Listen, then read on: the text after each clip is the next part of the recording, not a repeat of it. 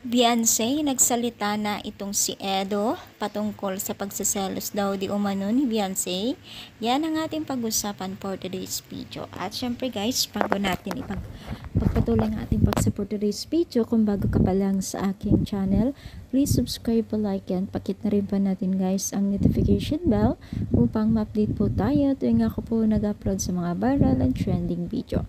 So alam niyo ba guys na itong si Kalingap Edo ay nagsalita na rin sa mga kumakalat na kung saan itong si Beyonce daw ay nagsiselos kay Arjen.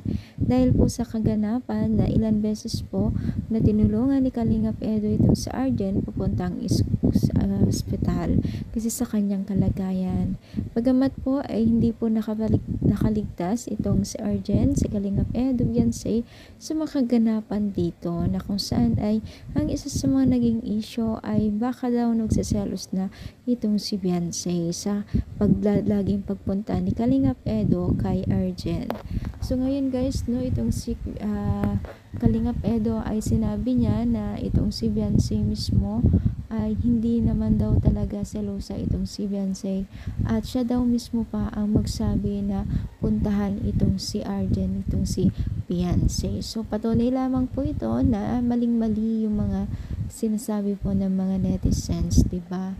So syempre wala tayong magagawa kundi anuhin na lang po, deadmahin na lang po ang mga sinasabi nila gaya po kila Kalingap Edo at Beyonce at iba pa pong Team Kalingap na parang iba wala na lang silang naririnig, diba? So maganda yan na hindi man na lang sila kasi unang-una ay hindi naman po nakakatulong kasi sa kanila yung pagtulong nila o sa mga basher na yan, diba?